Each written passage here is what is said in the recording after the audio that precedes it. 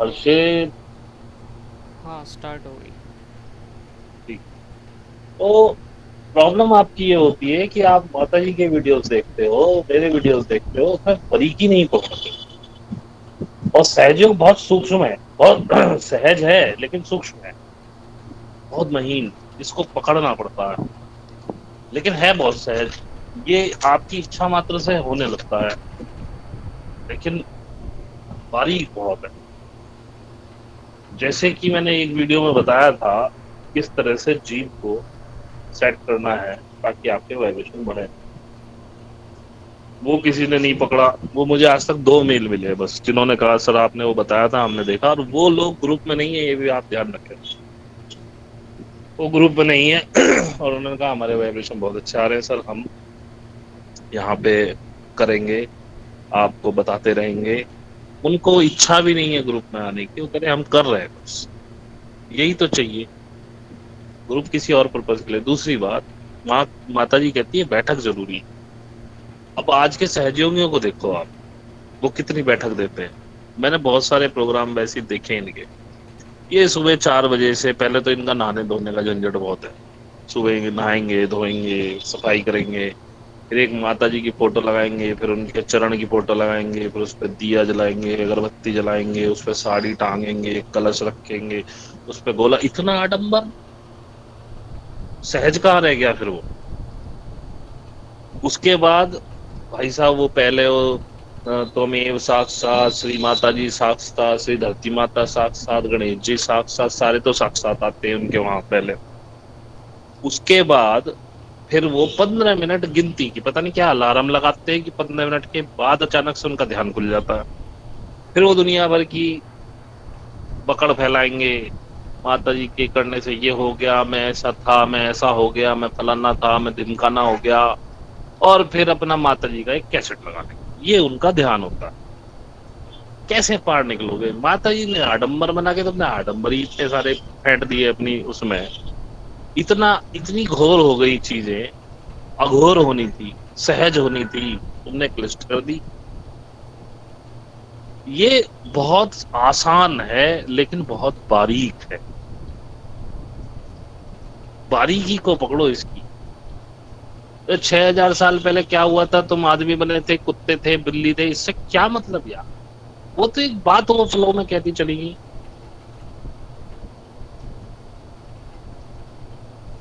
और 1950 में यही बातें कहने लायक थी। 1950 में आप नहीं कह सकते थे कि कृष्ण का प्रादुर्भाव हुआ नहीं, ये सारी चीजें लिखी गई हैं। आप नहीं कह सकते थे कि राम का प्रादुर्भाव हुआ नहीं, ये सब लिखी गई हैं आपको सिखाने के लिए। आप नहीं कह सकते थे राधा कभी आई ही नहीं, कृष्ण कभी थे ही नहीं। राधा कृष्ण के बीच का जो भी संबंध आपको समझाया गया, वो आपके लव के वाइब्रेशंस को बढ़ाने के लिए था, ताकि आपकी बॉडी में वो फ्रिक्वेंसी चले, वो वाइब्रेशंस आए।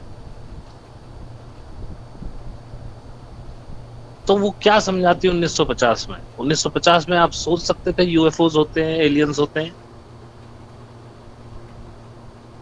क्या बताती हूँ 1950 में उसके हिसाब से वहां उन्होंने समझाया। और उन्होंने पता था कि इनको सबको अपना भगवान चाहिए, तो कहीं कहीं इन्होंने ये भी कहा मेरी फोटो के आगे दिया जलाओ, मेरी फोटो के आगे ऐसे करके बैठ जाओ, मेरी फोटो के आगे। आता है चैतन्य, लेकिन आज उठा लो तो माता जी की कोई फोटो नहीं मिलेगा चैतन्य। क्योंकि मैंने किसी वीडियो में उनको सुना था कि उन्होंने वो किसी आत्म साक्षात्कारी फोटोग्राफर से खिंचवाई थी, उसी से बनवाई थी, और उसी से वो फोटो बनवा के दी जाती थी आत्म साक्षात्कारी लोगों से, तो उसमें चैतन्य होता था।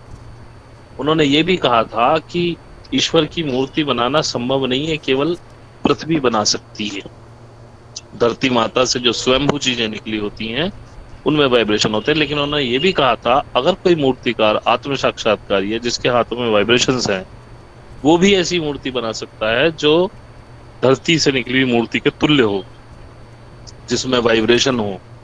लेकिन उन्होंने मूर्ति पूजा को कभी भी आगे नहीं बढ़ाया।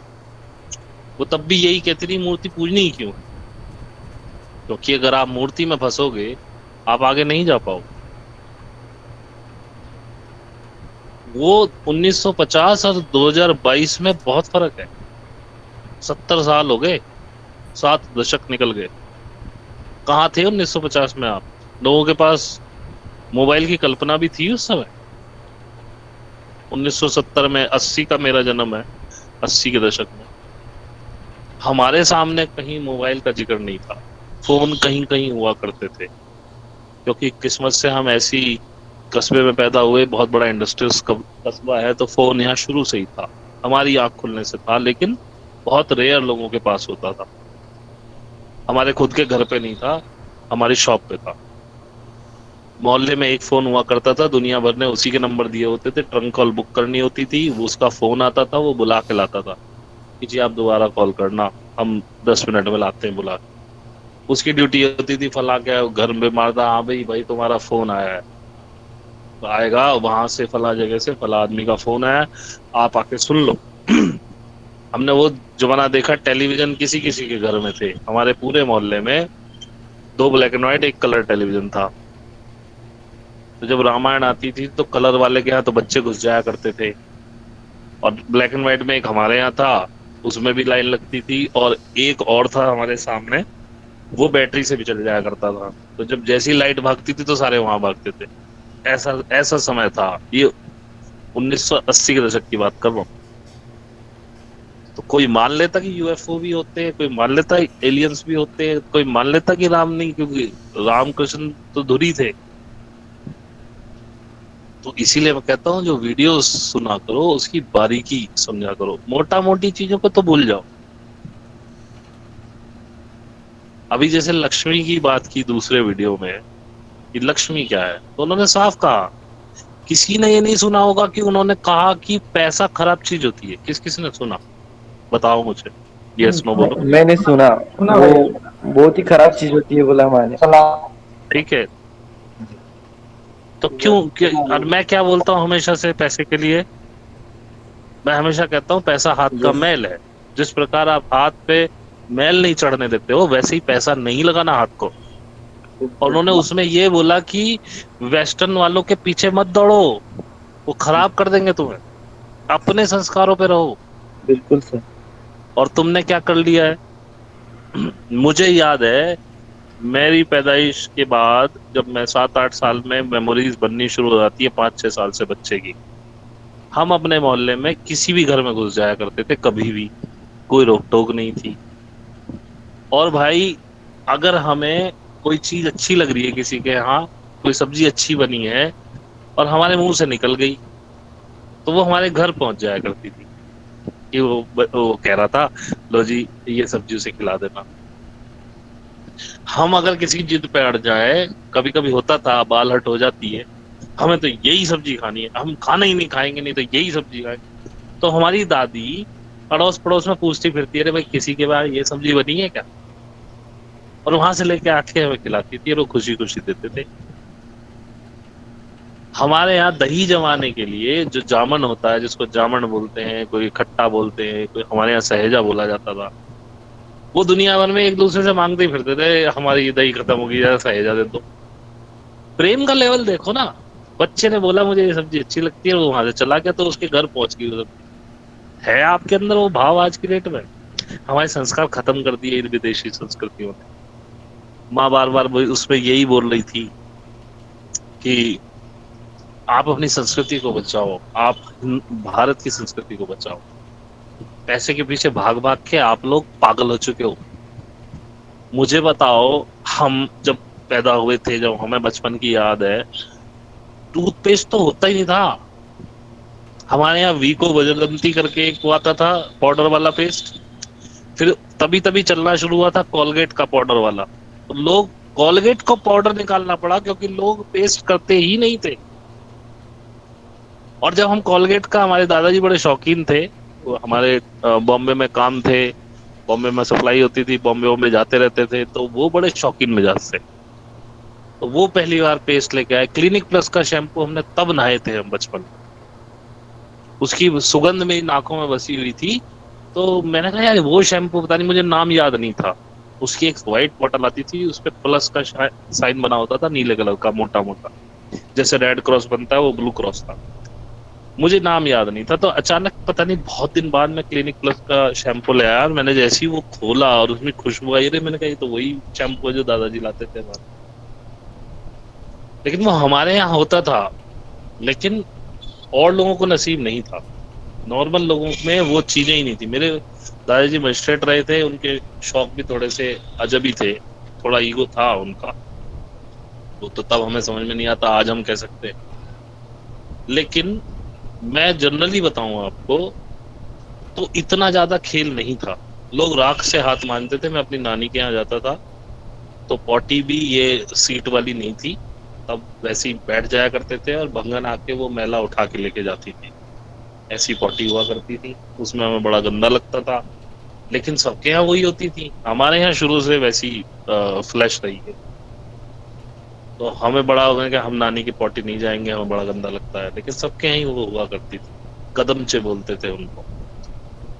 और आंखें हाथ हम मिट्टी या राख से मांजा करते थे। और आपको बताऊं, राख से हाथ मांजने से कोई बैक्टीरिया नहीं बचता है हाथ में। और जहां वो पानी में जाती है, वो पानी भी शुद्ध होता है। नालियों में पानी साफ बहता था, कुत्ते बिल्ली उसी में पानी पीते थे नालियों में। आज आपने साबुन वाबुन लगा के सारा वातावरण प्रदूषित कर दिया।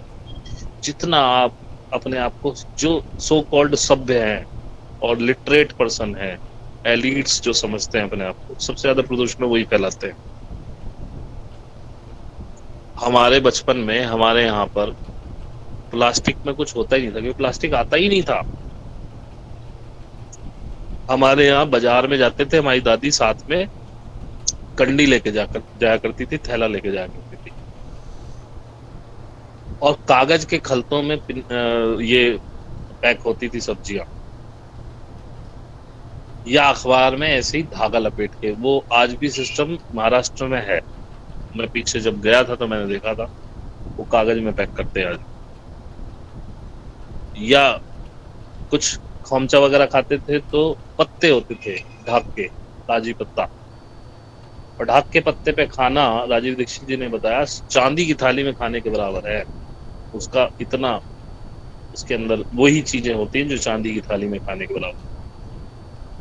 प्रदूषण होता ही नहीं था। वो ढाक के पत्ते कूड़े में फेंक जाते थे, कूड़े पे गल जाते थे। प्लास्टिक कहीं था ही नहीं।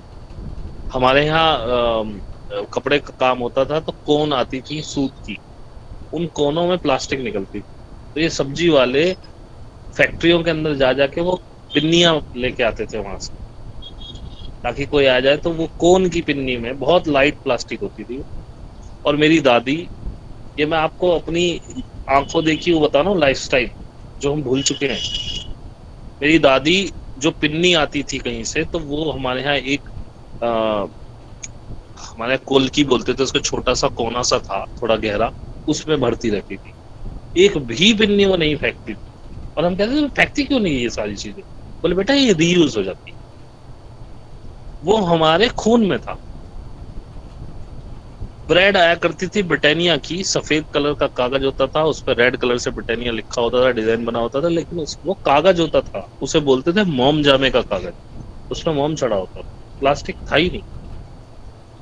बिस्किट आते थे उसी कागज में पैक होके आते थे, और अक्सर सील जाया करते थे वो बरसात के दिनों में, क्योंकि उस पेपर की इतनी कुवत नहीं थी कि वो सीलन को संभाल कर।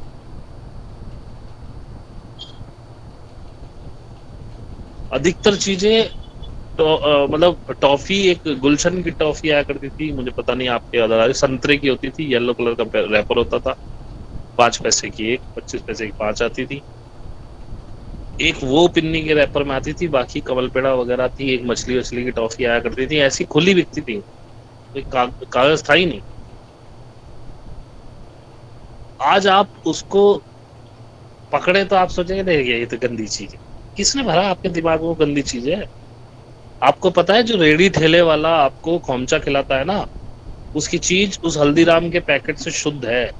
जो हल्दीराम की चिप्स आप खा रहे हैं पैकेट्स, क्योंकि वो पाम ऑयल में नहीं बना हुआ। आप किसी भी पैकेट पे जांच लो, लिखा होगा पीछे Palmolive oil, made by palm, सीधा लिख रहे हैं पाम ऑयल से बना।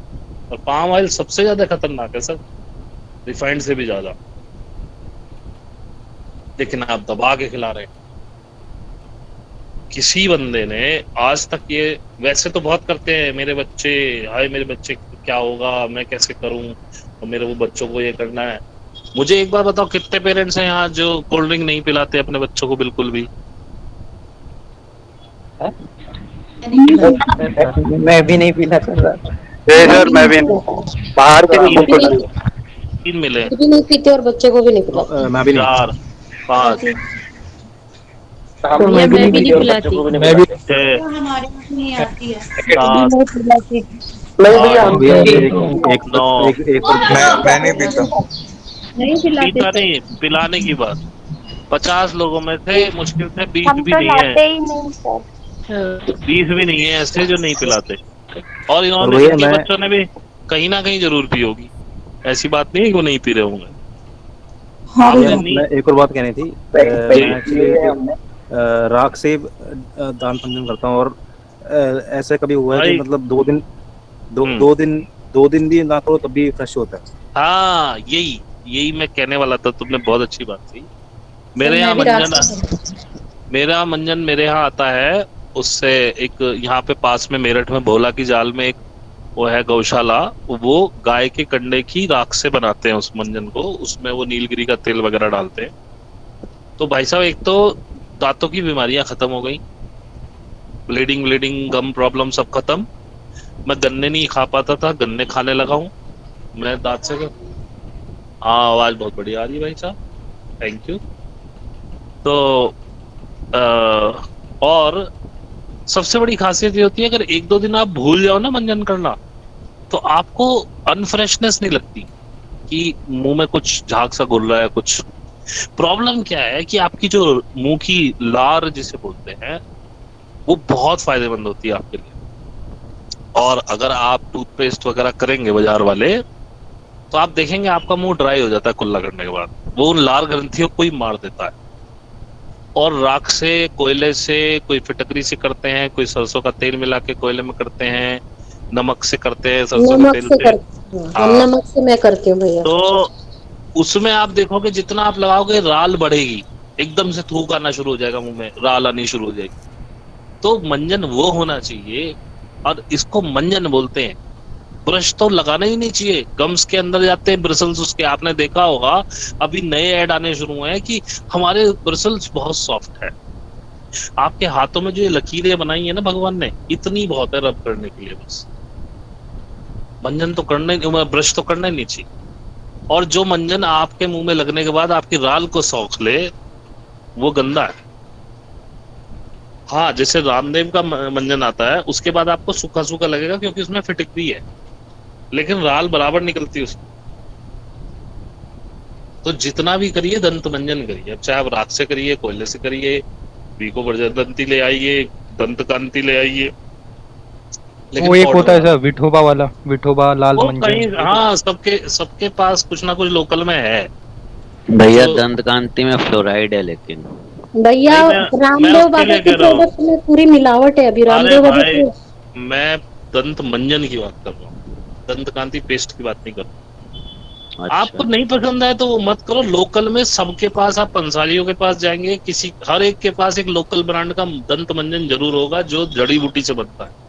सर आपका तेल और आपका नमक वो भी अच्छा है। राई अरे का मैं तेल कह और रहा हूँ, नमक। हाँ, राई का मैं तेल तो और नमक। मैं तो खुद ही कह रहा हूँ। लाल दंत मंजन और काला दंत मंजन मिला के हाँ, ये डाबर का लाल वाला भी अच्छा है, उसमें भी कोई दिक्कत नहीं। भैया वो एक आयुर्वेदिक आता है, इपको नाम रहता है, देखो उसका एक हाँ, आयुर्वेदिक। बहुत होते हैं। हमारे यहाँ भी एक आयुर्वेदिक अलग आता है, एक वेज जी बनाते हैं हमारे यहाँ। इपको- मतलब हर एक इपको पास एक, करके, हाँ। आपके हर एक के लोकल में कुछ ना कुछ आपको मिल ही जाएगा, आप जाके ढूंढोगे। और जिसका ब्रांड भी एकदम नॉर्मल ब्रांड रहता है, उसका कोई उसको जानता ही नहीं। हाँ हाँ, वो लोकल मेसवाक ब्रांड की होता है। लकड़ियां भी यूज कर सकते हैं, स्टिक आती है। मैंने मेसवाक। बताई थी स्टिक, लेकिन वो कोई यूज करना चाहे तो अच्छी बात है।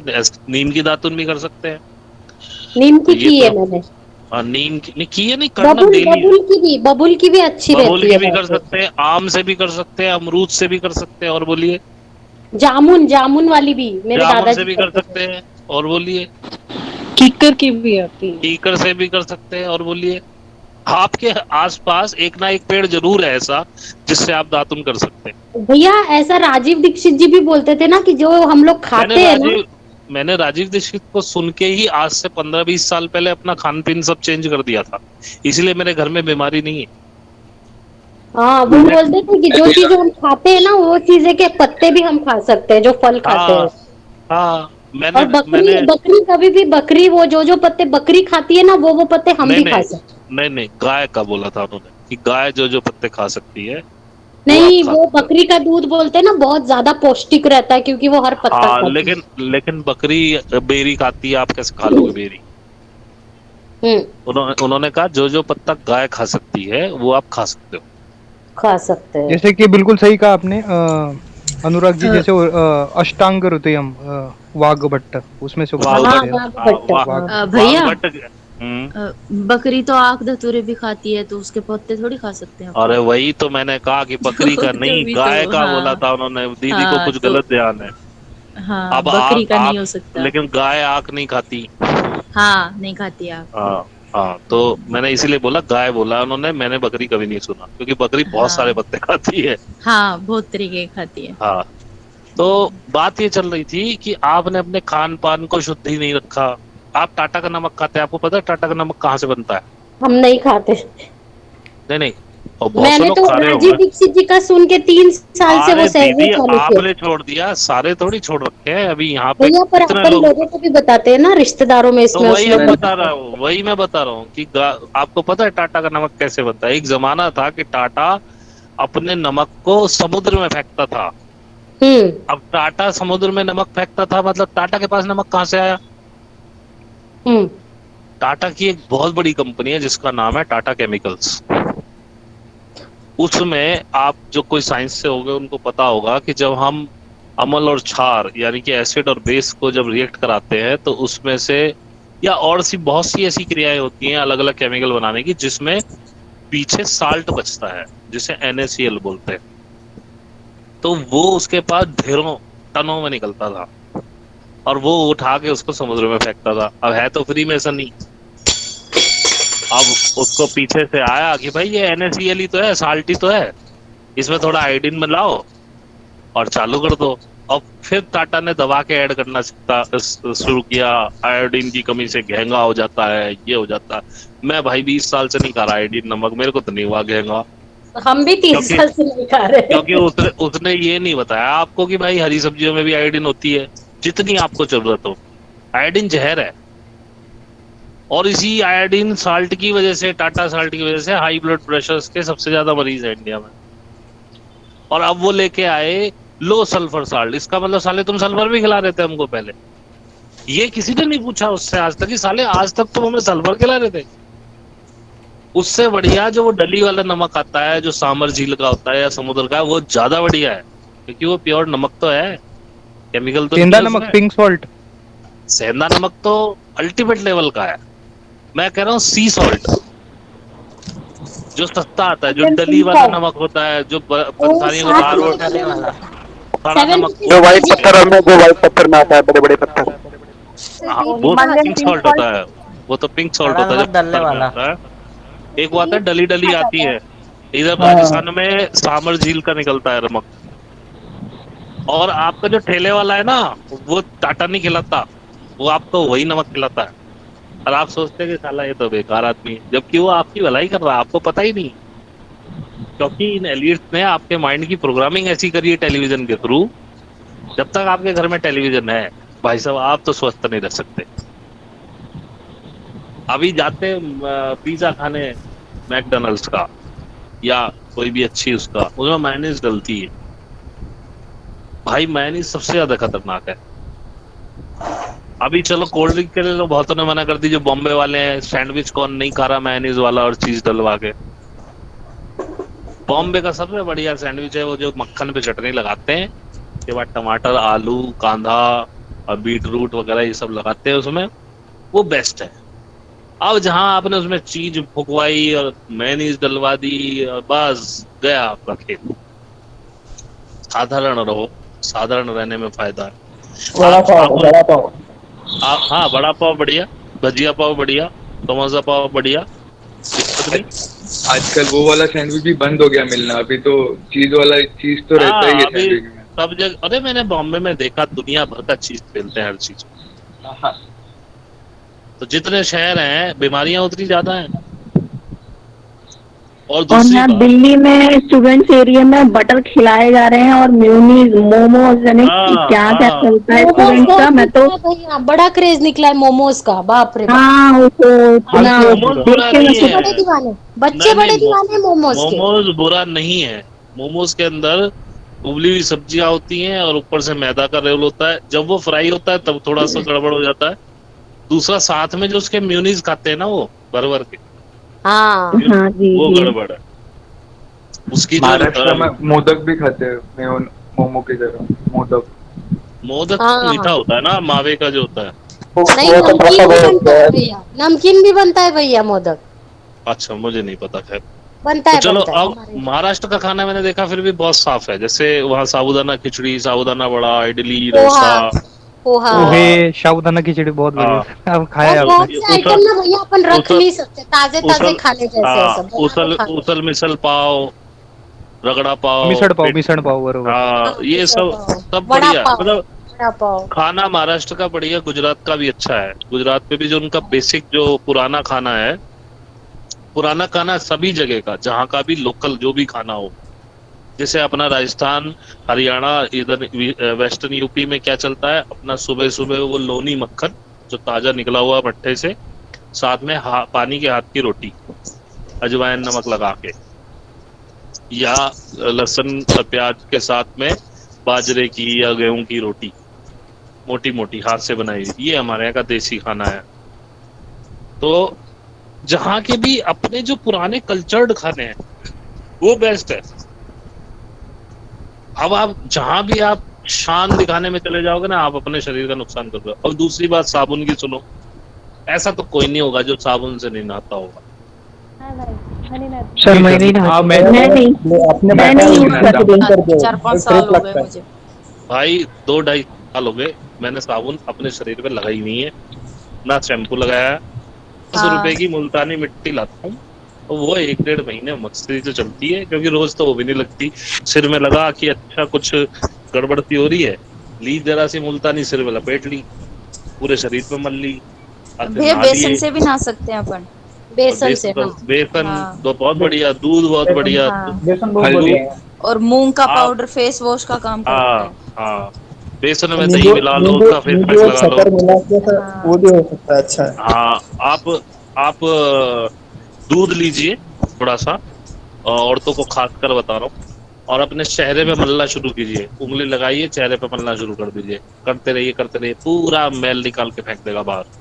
चेहरा ग्लोसी हो जाएगा, जरूरत नहीं पड़ती। चेहरा ग्लोसी हो जाएगा और मैल सारा निकल जाएगा, जिसका फेशियल का आप पैसा दे के आते हो बाजार में। कच्चा दूध अच्छा होता है भैया। कच्चा भी कैसा भी लगा लो आप, उसकी प्रॉपर्टी क्लेंजिंग की होती है, जैसा मिल जाए वैसा। हमारे यहाँ दूध खाने से ज्यादा नहाने में प्रयोग होता था। पुराना होता, दूधो नहाओ पूतो फलो, तो दूध नहाने में ज्यादा यूज होता था। हमारे पास दूध ही इतना था, आप सोचो। लेकिन ये सब अंग्रेजों ने आके बर्बाद कर दिया, और आप बर्बाद होते जा रहे। भैया अभी तो गाय भी प्योर खाना नहीं खाती, उनका दूध में भी मिलावट है। कोई मिलावट नहीं, मैंने खुद अपनी गाय की वो करी थी, गाय पाली थी, देसी गाय रखी थी, उसका भी चेक करवाया तो उसके दूध में भी यूरिया है, जबकि हम तो खवा नहीं रहे। लेकिन भाई जब यूरिया का खाना खा रही है तो यूरिया ही तो देगी ना वो। जब खेत से चारा ही नहीं आ रहा बिना यूरिया का, तो क्या करोगे उसको? तो ऐसे तो भैया अपन गेहूं भी खा रहे हैं यूरिया के। हाँ सोनल, सब जगह, लेकिन यूरिया के बिना तो फसल ही नहीं हो रही। हमारे शरीर में इतनी तो भगवान ने पावर दी है, जब हम हार्पिक के जैसी कोल्ड ड्रिंक पचा डालते हैं, हाँ। हम डोमिनोज का पिज्जा पचा डालते हैं, हाँ। तो हम इतना यूरिया तो हम पचा ही देते हैं। सही है। आलमंड मिल्क भी यूज कर सकते हैं ना सर, हर कोई तो नहीं कर सकता ना। आलमंड अपने यहाँ लोकल नहीं है, लगते हैं बहुत महंगा है आलमंड मिल्क। नहीं, वो मैं कह रहा ना, हर कोई नहीं अफोर्ड कर सकता नहीं, ना, हर एक कोई नहीं कर सकता। तो हम तो बात वो कर रहे जो देसी हो बिल्कुल। अब होने को तो मैं भी ड्राई फ्रूट रखता हूँ बच्चों के लिए, अपने लिए। हर कोई तो ड्राई फ्रूट नहीं खिला पाएगा, ना खा पाएगा। नहीं खा सकते। आप सादा ही खाना खाओ, वही बहुत अच्छा है। अभी आपके यहाँ, सबके यहाँ अधिकतर पैकेट का आटा आ रहा है, नहीं नहीं, हमारे इधर पिसवाते हैं। अरे दीदी सिर्फ मैं 80% लोगों की बात कर रहा हूँ। आप वो नहीं भैया, पर्टिकुलर लोग पर्टिकुलर अपने अपने ऊपर लोग मत हैं। लो, अपने ऊपर मत लो। मैं जो बात कह रहा हूँ वो सुनो, बात को मत काटो। जो लोगों के यहाँ पैकेट के आटे आ रहे हैं आजकल, मेरे शहर में पैकेट के आटे बिकने लगे। कस्बा है भाई, यहाँ गेहूं की कमी नहीं, चक्कियों की कमी नहीं। कौन छाने, कौन बनाए, कौन पिसवाने जाए, कौन लेके आए। लेडीज सबसे ज्यादा खतरनाक है, सबसे ज्यादा आलसी लेडीज है इसी मामले में। अब मोबाइल के लिए टाइम नहीं मिलेगा। टीवी का वो कमाल है भैया ये। हाँ, वो सास भी कभी बहू थी कैसे देखेंगी अगर गेहूं बनाने बैठेंगी। एकदम सही बात है। मेरी वाइफ एकदम है। मेरी वाइफ इतना काम करती है भाई साहब, तो मैं हेड्स ऑफ करता हूँ उसको। भाई साहब ये मेरे सारे कपड़े वो सिल के देती है, और वो रोज सुबह 1.5 किलो 1.25 किलो आटा पीसती है चक्की पे, हाथ की चक्की पे। खुद वो गेहूं बनाती है, उसे पीसती है, सारा खाना हाथ से बना के देती है। बाजार से हम लाते नहीं। कल उसकी तबीयत ठीक नहीं थी तो मैंने बाहर से मंगा दिया, वरना तो उसमें भी गई थी, मैंने तो घिया बना दिया। मैं कोई बात नहीं, कल खा लेंगे। तो क्योंकि हमारे घर में टीवी नहीं चलता, और मोबाइल पे भी अगर मैंने ज्यादा देर उसे ऑनलाइन देख लिया, या तो उसके क्या मोबाइल पे गाने बजते रहेंगे, वो अपना काम करती रहेगी, वो ठीक है। लेकिन अगर मैंने उसे कुछ देखते दिया तो मैं उसकी जान को फिर जाता हूँ। पीछे हुआ मैंने उसका मोबाइल ही रख लिया उठा के, मैं तुझे सास भी गई बहुत ही देखनी, तो उसके लिए मोबाइल नहीं है। तो उसको टाइम मिलता है सारा काम करने का, अपने अंदर नहीं। और आप समझो आपका, अच्छा सावित्री दी आप बताओ, आटा कितनी देर में खराब हो जाता है? अगर आप नॉर्मल कोई सा भी आटा लाओ, चक्की से लाओ आटा, कितनी देर में खराब हो जाता है अगर उसको यूज ना करें? कितने दिन तक? 3 हफ्ता। 7 days sir, 7 days। 3 हफ्ता, 3 हफ्ता। 8 दिन में खाना चाहिए। नहीं, वो अलग अलग समय पे अलग अलग होता है। जैसे अगर गर्मी बरसातों होगी, में ज्यादा खराब जल्दी हो जाता है, बारिश के दिनों में। बरसात में तो 10-12 दिन भी नहीं चलेगा। हाँ, बहुत जल्दी। 5 किलो मुझे से ऊपर हम बताओ, पिसाते ही मुझे हैं। बताओ आशीर्वाद आटा के पैकेट पे जो लाइफ कितनी लिखी होती है उसकी? 6 months, 5 months, 4 हाँ, months, 10 months। 6 महीने, 6 महीने, 6 महीने। उसके लिए हाँ। उसमें केमिकल डलता है, ठीक है? उसमें एक अजीब सा स्मेल भी आता है भैया वो आटे में। उसमें एक केमिकल डलता है। सबसे बड़ी बात है, उसकी रोटियां सफेद आएंगी और कड़क कड़क हो जाएंगी ठंडी होने के बाद। क्योंकि वो मील का आटा होता है। उसमें क्या करते हैं, उसका छिलका उतार लेते हैं गेहूं का पहले। वो छिलका जानवरों के खाने के लिए चोकर के रूप में जाता है, वो अलग बिकता है। अब अगर गेहूं से छिलका उतर गया तो आपको क्या मिला? मैदा ही तो मिल रही है। बचा क्या? मैदा। और उसके ऊपर भी केमिकल उसे स्टेबल रखने के लिए, जिसकी भी मानक है 4% की। लेकिन ये लोग 10-10, 15-15% मिला रहे हैं ताकि इनका आटा 6 महीने 8 महीने चल जाए। बेस्ट है चक्की ले लो, चक्की ले लो। हमारे घर में छोटी सी चक्की ले लो। हम तो ज्वार भी पिसाते, बाजरा भी पिसाते, गेहूं भी रहता है, तीनों थोड़ा प्राइस थोड़ा। क्या होंगे? और आप समझिए 15,000 तक मिल जाता है चक्की। नहीं, मैं लेके आया 7,000 में चक्की मिली मेरे को राजस्थान से। आपको चाहिए तो मैं नंबर दे दूंगा। लेकिन चलाने के लिए भाई अपनी वाइफ से पूछ लेना, तुम्हारा सिर खाएगी। नहीं सर, बहुत इजी है भैया। 6,000 में चक्की आ जाती है छोटी। नहीं, आसान तो मेरी वाइफ चला रही है, लेकिन शुरू में मैं और वो साथ में बैठ के चलाते थे। कौन सी वाली? पत्थर वाली भैया? पत्थर वाली, हाँ, पत्थर वाली। और वो काफी भारी है, मेरे से अकेली नहीं चलती, लेकिन अब वो अकेली चलाने लगी है। वो तो हैबिट की बात होती है। मेरे को यहाँ आते आते वो पड़ी करीब 10-11 हजार की, क्योंकि वहां से बुक कराई थी, फिर ट्रांसपोर्टेशन का खर्चा वगैरह सब लगा। अहमदाबाद में, सूरत में सस्ती कितना है भैया उसका? साइज कितना है? कितनी बड़ी है? साइज 14 इंच की है वो। फिर ज्यादा महंगी मिली भैया आपको।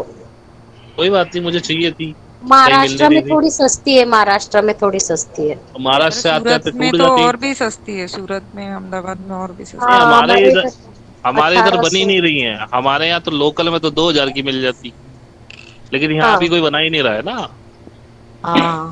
तो मुझे राजस्थान से मंगानी पड़ी। वो मुझे कैसी मिल गया है? बात कर रहे हो? हाथ वाली, हाँ। मेरी तो सासू जी की रखी हुई है। चलो अब इस पे डिस्कशन बंद करो, नहीं तो खत्म हो जाएगी। पूछना था मुझे। अभी पूछो, अभी सबको टाइम दूंगा, लिख कर रख लो, बातें बीच में रह जाएंगी नहीं।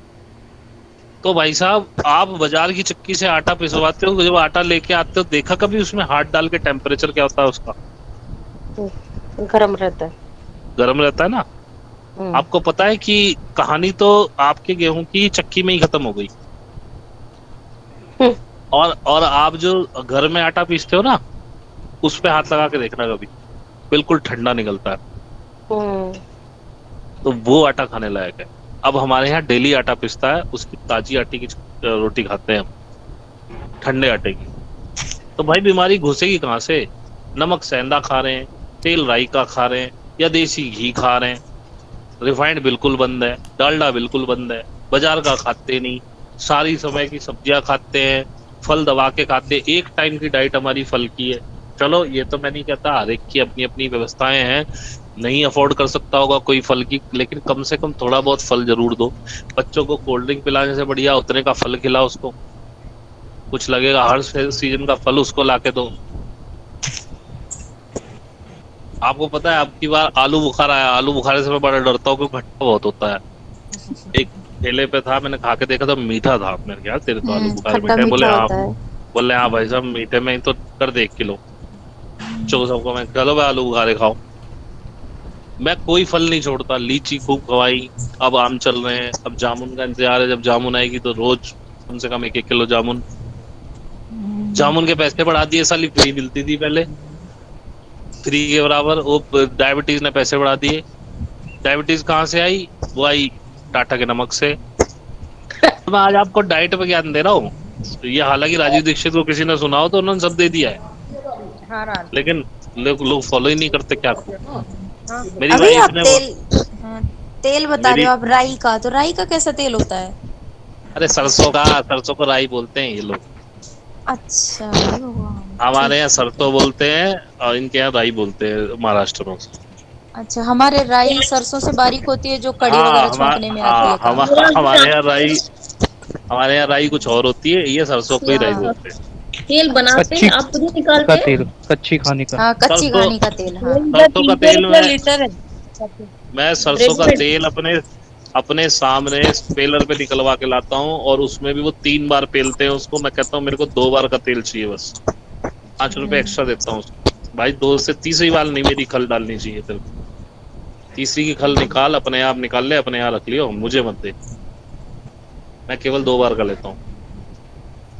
पहले पीली सरसों लेता था, राजस्थानी की होती है वो, हमारे इधर नहीं होती, तो अब काली यूज करनी शुरू कर दी। जो जहाँ होता है वहाँ उसे लो। जैसे साउथ में गोला बहुत होता है कोकोनट, तो वहाँ कोकोनट ऑयल चले। अभी इधर गुजरात में मूंगफली बहुत होती है, तो वहाँ मूंगफली का तेल चले। सबसे ज्यादा खेल बिगाड़ा कॉटन सीड ऑयल ने। कॉटन सीड ऑयल बहुत अच्छा है, बिनौले का तेल जिसे बोलते हैं। काकड़े, हाँ बिनौले। भैंस को देते हैं भी, ये तो देते तो हैं, लेकिन सोनल बहन जी आप उगा कौन सी कॉटन रहे हो? बीटी कॉटन रहे हो। बीटी कॉटन वो साली जहर है। और कॉटन सीड ऑयल इतना ज्यादा मिक्स होता है हर रिफाइंड ऑयल में कि भाई जहर तो आप उसी में खा रहे हो, सबसे खतरनाक। और आप उसी को आप भैंस को खिला रहे हो, तो वो क्या, अगर विष खाएगी विष ही तो देगी। हाँ, ये बात तो सही है। आपकी जड़ों में मट्ठा दे दिया इन लोगों ने, कहाँ तक बचोगे? तो काकड़े नहीं खिलाने चाहिए भैंस को?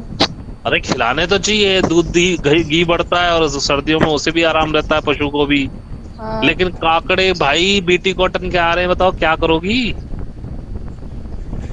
इतनी देसी कॉटन कौन लगा रहा है? देसी कॉटन तो भैया रही नहीं अब शायद। फिर और इस बार बीटी कॉटन में किसान बर्बाद हुआ है, क्योंकि वहीं से वो जेनेटिकली मॉडिफाइड होके आया कि इसमें कीड़े पड़ेंगे। और ऐसा नहीं हुआ कि किसी एक के में कीड़े पड़े हों, जिसने लगाई सबके में कीड़े पड़े थे। सबके। हाँ। कोई दिमाग नहीं लगा रहा। किसान सबसे ज्यादा बेवकूफ है, वो भी हरामखोर हो चुका, मेहनत नहीं करना चाहता। आपको पता नहीं है बीटी का मतलब जीएमओ है क्या? हाँ जी, हर एक तेल में 45 लिखा है। हाँ तो जीएमओ है। तेल खाना चाहिए। 45 है तो कौन सा तेल ले सकते हैं? घानी का, कच्ची घानी का। सामने का तेल लो। घानी, कच्ची घानी एक आ रहा है, उसमें लिखा कच्ची घानी तेल, अडानी का है। नीचे लिखा है अडानी का है। नीचे लिखा है कच्ची घानी जस्ट अ ब्रांड नेम, नीचे छोटे छोटे भी लिखा हुआ है। ओ मैंने आज ऑर्गेनिक का लिया, उसका 300 रुपया है। हाँ वो भी कितना शुद्ध दे रहा भगवान जाने, हम तो सामने निकलवाते। पैकेट सामने फिल्टर हो उतना अच्छा रहता है, ज्यादा फिल्टर नहीं उसमें। नहीं फिल्टर तो आप नॉन फिल्टर ले लो।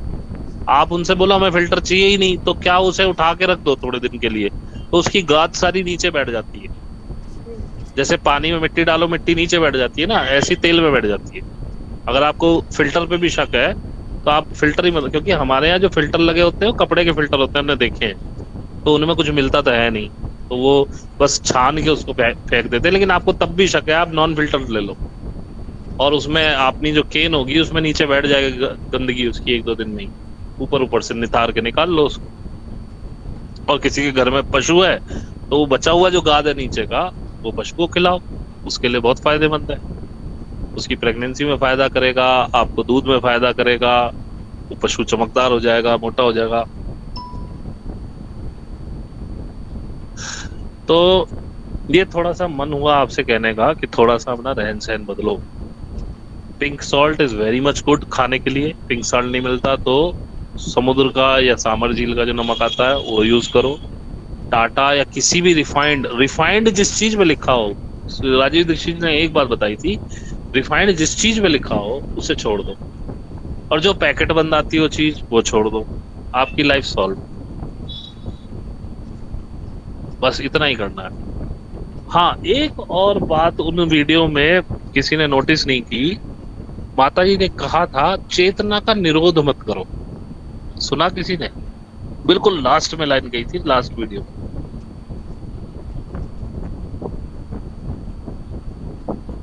मोना जी आपको बोलना पड़ेगा, मैं पढ़ नहीं पा रहा हूँ, मैं मोबाइल पे हूँ। तो किसी ने सुनी वो लाइन, चित्त का निरोध मत करो? हेलो कोई है? सब चले गए? नहीं भैया। हेलो सुनते क्या हो फिर आप? हेलो वो वाला क्या हाथ में चित्र देख के पिताजी कैसे है उसका आंगुल जल रहा था, वो वाला लास्ट वाला जो वीडियो है उसमें सबसे लास्ट की लाइन है चित्त का निरोध मत करो। लास्ट वाला वीडियो देखा ही नहीं है। अच्छा मैं बाद में करना, बाहर से जाओ। हाँ ठीक है बाहर जाओ। हाँ तो मेरे लिए गिफ्ट तैयार रखो। ठीक है जाओ, बंद करो चलो। हेलो हाँ जाओ। हाँ मोना जी बताएं। बंद करे से। हेलो जी बोलिए। हाँ एक क्वेश्चन है, ये टंग ऑन पैलेट जो मैं बहुत समय से करती हूँ, पर उसकी एग्जैक्ट पोजीशन, क्योंकि it can be on the top of the palate, the middle of the palate and right curled inside, जो अंदर। मैडम आप डॉक्टर हैं, मेरे को पैलेट समझ में नहीं आ रहा, हिंदी में बता दो। नहीं आप जो जीभ की पोजीशन के बारे में बात करती हूँ, जो एकदम उसे तालू ऊपर लगाना है, तालू पे। हाँ। जीभ को ऊपर लगाना है तालू पे, और हल्का सा पीछे खींच के चौड़ा कर लेना है, ताकि आपके जो पीछे के जो दांत हैं, दाढ़े जिन्हें बोलते हैं, उन दोनों दाढ़ों को वो टच करे ऊपर वाले जबड़े को, जीभ दोनों तरफ से। Okay thank you. ये पोजीशन। हाँ तो किसी ने नहीं सुना कि उन्होंने बोला चित्त का निरोध मत करो। इसके लिए मैंने शायद आप लोगों से तो कभी बात नहीं की, लेकिन कोर ग्रुप में बात की है कई बार, शायद नए लोगों से नहीं हुई, क्योंकि कितना याद रखूं। उसका मतलब होता है कि अपनी इच्छाओं को मत रोको। इच्छा अगर आपने रोक दी तो वो आपके लिए इतनी भयावह होती चली जाएगी कि आपको वो करना ही पड़ेगा, इच्छा कोई भी हो। मैंने इस पे पहले भी बोला था, पता नहीं वीडियो था कि नहीं था, मुझे याद नहीं है कि भाई वीडियो था। हाँ, बहुत बार बताई है ये वाली बातें आपने। हाँ कि अगर इच्छा है तो कर डालो।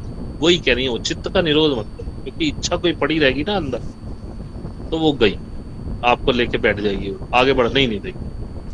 कुछ भी इच्छा है, कुछ खराब इच्छाएं हैं, तो वो ये चीज भी मुझे अब समझ में आई कि जैसे बहुत से लोगों के प्रश्न आ रहे थे कि मेरा बहुत ज्यादा मस्टरबेशन का मन हो रहा है, मैं रोक नहीं पा रहा हूँ। This is because of negative energies, जो भी आर्कन आपके ऊपर बैठे हुए हावी हैं, उनकी वजह से ये हो रहा है। तो उसके लिए आप अपने ऊपर काम करें, वो आपको सिखाया भी गया है। अभी आज के सेशन के लास्ट में हम थोड़ा सा कराएंगे भी दोबारा से आपसे कि कैसे करना है। तो अगर ऐसी कोई गलत इच्छा होती है, अगर किसी स्त्री को किसी पुरुष को देख के लग रहा है कि I should have a sex with him, या किसी आदमी को एक औरत को देख के लग रहा है कि I should have a sex with him, या नजर गलत जा रही है, तो पहले तो अपनी नजर को संभालो। तब भी आपका अगर चित्त नहीं रुक रहा है, मतलब आपका मन नहीं रुक रहा है, बार बार उसी तरफ जा रहा है, दैट मीन्स स्ट्रेट अवे समझ जाओ कुछ ना कुछ नेगेटिव है आपके अंदर।